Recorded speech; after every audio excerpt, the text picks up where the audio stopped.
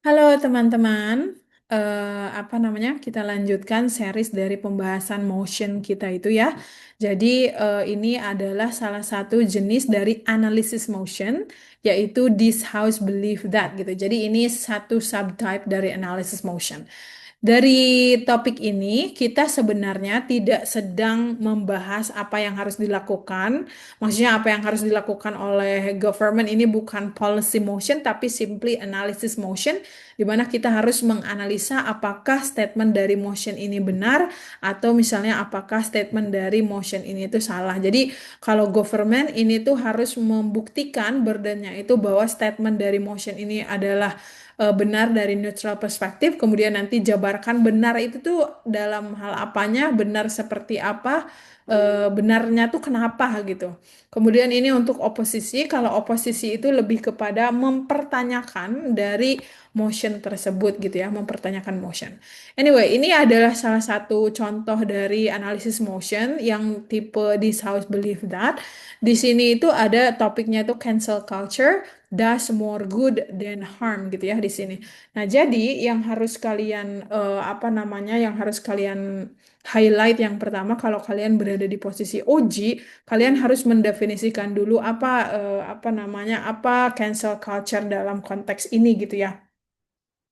Nah, di sini apa setelah kalian menjabarkan apa itu cancel culture, kemudian konteks si cancel culture ini berada tuh juga harus dijabarkan. Jadi itu sebagai intro sebelum kalian menjabarkan misalnya good dalam hal A, B, C, D, kalian itu yang pertama kali harus mendefinisikan dulu apa yang disebut dengan cancel culture ini supaya general debate dari nah supaya apa ya maksudnya understanding dari debate ini tuh sama-sama dalam on the same page, baik OO maupun OG mendiskusikan hal yang sama. Jadi jangan sampai ada misunderstanding apa itu cancel culture gitu ya. Jadi cancel culture itu kita apa namanya kayak withdraw of support. Jadi kita berhenti mendukung public figures gitu atau institution yang apa melakukan kesalahan gitu ya. Biasanya dalam konteks digital gitu ini tuh ya. Jadi disuarain gitu. Jangan dukung dia, jangan dukung dia gitu kan. Nah, jadi kemudian setelah kalian membahas apa namanya parameternya, kemudian kalian lanjut kepada argumennya gitu. Jadi kenapa cancel culture itu bagus? Jadi di sini argumen yang pertama dia menjabarkan bahwa cancel culture ini hold powerful people accountable gitu ya. Especially when legal institution system fail. Kita kadang kalau misalnya orang yang apa namanya orang yang besar istilahnya influencer besar misalnya atau sebuah institusi seperti KPK misalnya atau apalah contohnya ya melakukan misalnya sesuatu yang tidak sejalan gitu. Nah, dengan adanya cancel culture ini katanya kita itu apa namanya eh, membuat orang itu bertanggung jawab gitu ya. Jadi orang yang kita kan ada ya istilahnya kalau ke influencer ini segan gitu. Dia membuat kesalahan, terus kita segan untuk memberikan hukuman yang seperti apa. Nah, dengan adanya cancel culture ini karena itu dia lakukan oleh orang banyak, jadi kita itu pokoknya memaksa orang besar yang awalnya kita segan itu bisa bertanggung jawab atas perbuatannya gitu. Kadang kan juga kalau untuk orang-orang yang powerful, kadang institusi-institusi tertentu, misalnya yang berhubungan dengan hukum atau berhubungan dengan apa, kadang mereka juga nggak mampu gitu, ragu-ragu. Nah, dengan adanya cancel culture itu, hal-hal yang seperti itu bisa tertangani. Makanya cancel culture itu bagus. Nah, kemudian amplifies marginal voices and community standard. Misalnya ini nih, untuk community standard ini kita bisa jabarkan bahwa kita tuh membangun sebuah standar di dalam masyarakat itu di mana ketika ada orang yang berbuat kesalahan, for example, kita akan berhenti mendukung mereka gitu ya. Jadi itu sebuah standar, sebuah aturan baru gitu ya di masyarakat. Kemudian amplify marginalized voice. Misalnya gini, kadang kan orang-orang besar misalnya dia itu menyepelekan perempuan atau misalnya dia dalam kasus lain misalnya untuk di konteks barat ya, enggak di konteks kita misalnya ngediskriminasi minoritas misalnya ya, kulit hitam misalnya atau yang LGBT misalnya untuk di konteks country yang lain misalnya. Nah, dengan adanya cancel culture ini, kalau misalnya ada powerful people yang nge-marginalize-kan orang-orang tersebut, nah dengan adanya cancel culture itu kita memberikan power kepada mereka yang termarginalize-kan gitu ya. Jadi suara-suara yang sebelumnya tidak didengar itu dengan adanya cancel culture ini dia keangkat gitu ya. Jadi jangan pernah menyepelekan orang lain karena ada sistem cancel culture. Kamu sekali-sekali menyakiti orang-orang yang minoritas gitu, apa namanya the consequences. Kemudian yang ketiga misalnya kita membuat death rent for apa namanya harmful behavior. Jadi kalau ada orang yang misalnya yang rasis, yang seksism, yang abuse misalnya gitu, jadi kita tuh sekali lagi menciptakan apa namanya efek jera gitu ya, karena kamu tahu gitu konsekuensinya ketika kamu melakukan itu, kamu akan kehilangan apa namanya supporter, akan kehilangan followers gitu karena di cancel ya, ada cancel culture.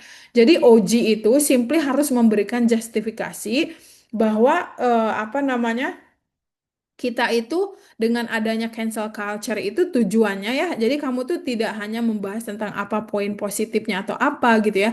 Jadi dengan adanya culture ini, dengan adanya apa sebuah sebuah apa culture baru itu, jadi kamu bisa nge-highlight bahwa culture ini itu fokusnya itu adalah membuat orang bertanggung jawab, bukan kayak misalnya apa tidak adil atau apa, bukan. Jadi si culture ini tuh memaksa orang untuk bertanggung jawab, di mana sikap tanggung jawab itu atau accountability itu secara etik itu tuh bagus dan secara sosial itu juga beneficial. Makanya cancel culture itu menurut Oji lebih bagus dan tidak membahayakan bagi orang lain karena kita membuat satu culture baru gitu ya, yang akan menjadi sebuah standar di dalam society, di mana dia tuh sangat-sangat menguntungkan gitu. Itu versinya Oji.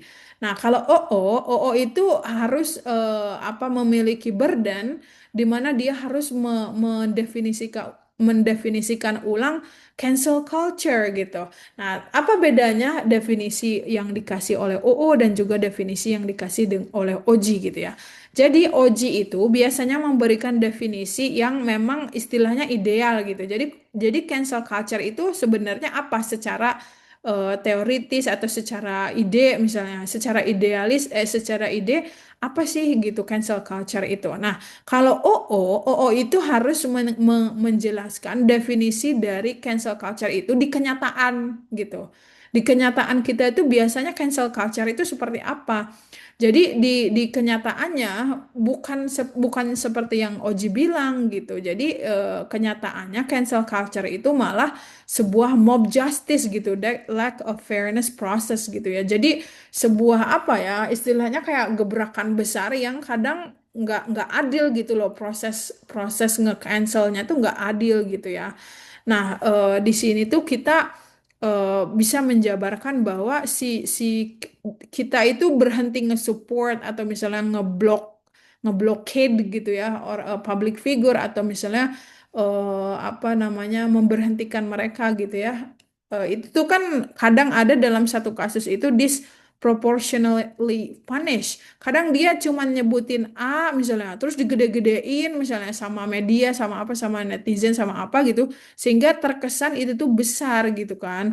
Jadi apa namanya di sini kan ada untuk minor mistake atau historical mistake ya. Historical mistake itu yang unsur-unsurnya memang udah kesalahan dari dulu misalnya gitu ya, tapi dia itu kena punishment gitu. And then kamu juga bisa jabarkan sebenarnya cancel culture ini bukan tentang culture yang membuat orang bertanggung jawab, tetapi adalah culture yang menimbulkan ketakutan-ketakutan gitu ya di antara young people atau creator gitu. Karena mereka itu akan sangat takut sekali membuat kesalahan, berkomentar sesuatu karena pasti hasilnya akan apa namanya outcome-nya akan lebih mengerikan daripada apa yang dia lakukan gitu ya. Jadi untuk dia itu pokoknya wajib memperlihatkan gitu. Jadi bukan nggak seideal itu utuh gitu loh cancel culture itu. Tapi pada kenyataannya di masyarakat itu memang apa namanya cancel culture itu lebih mengerikan. Jadi justice yang kadang nggak adil gitu. Jadi main hakim sendiri aja gitu. Kemudian kadang unsur pengecaman atau apa namanya diblokir gitu loh, di cancel itu kadang nggak sesuai dengan buktinya gitu ya. Jadi menciptakan rasa takut in many creator. Dan kalau kalian mau lanjut lagi, apa yang terjadi kalau pada creator atau yang people itu memiliki apa namanya budaya ketakutan gitu atau memiliki tidak percaya diri atau tidak apa ya istilahnya tidak firm dengan pendiriannya gitu ya.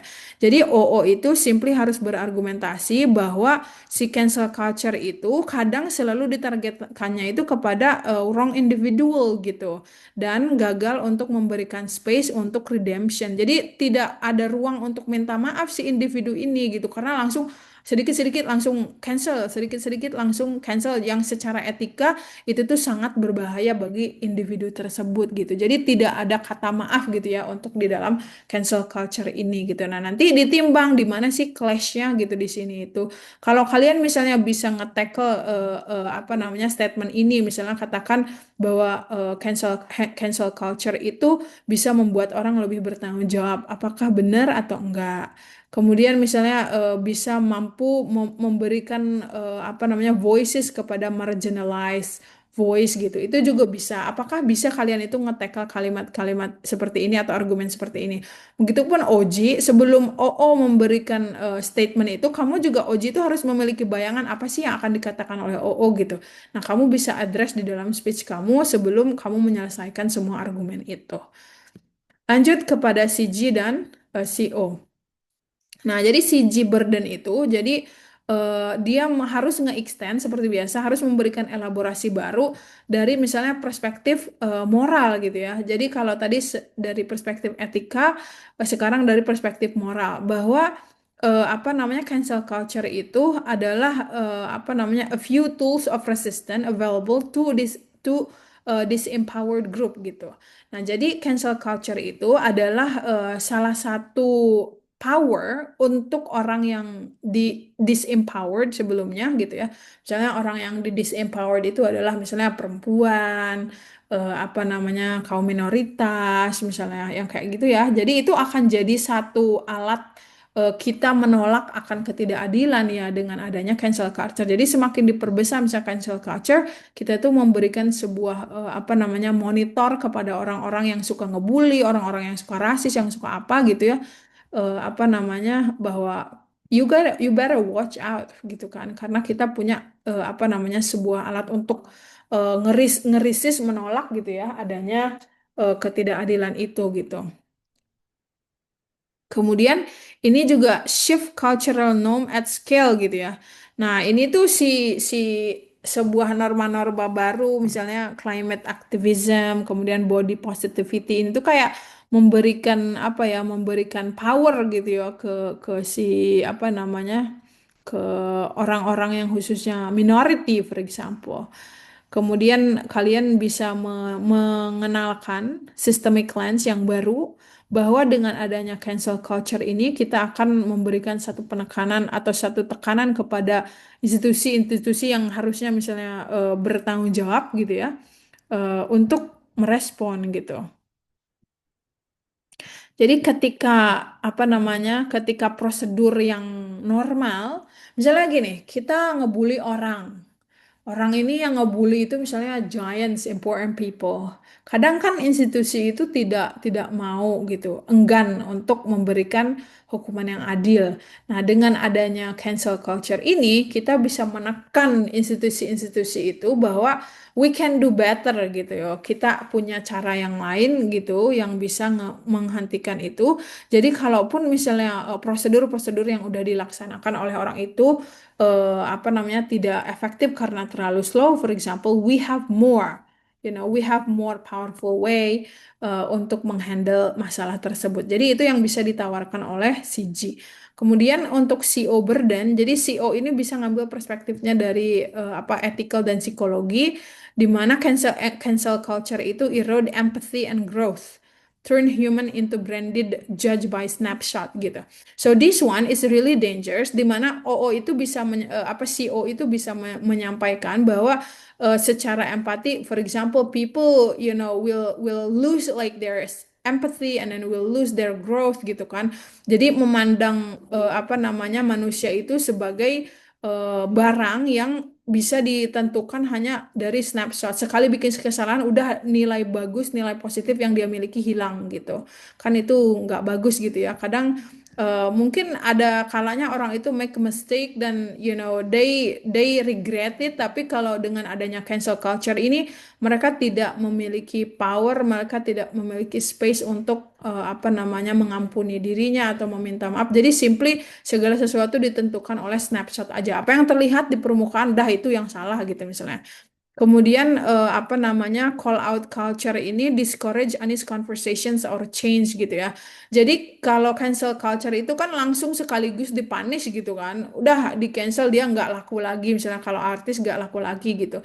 Nah itu tuh nge-discourage misalnya dia tuh apa ya membuat tidak adanya percakapan yang jujur, tidak adanya apa namanya perubahan, tidak akan ada perubahan karena dia tidak dikasih kesempatan untuk menjelaskan dirinya gitu kan. Tidak ada space untuk dia menjadi manusia, untuk dia menjadi apa namanya misalnya minta maaf gitu. Jadi bisa di reframe kembali si emosinya, kita bisa bilang bahwa eh, jika kita ingin mendapatkan satu perubahan di masyarakat gitu ya, itu harus datangnya dari rehabilitations, bukan digital exile, bukan langsung di cut off dari dunia digital, nggak boleh, nggak ada lagi, nggak laku lagi gitu. Tapi social progress itu adalah ketika kita bisa masih memberikan kesempatan kepada orang itu untuk melakukan memperbaiki apa yang dia sebut sebagai kesalahan gitu ya gitu.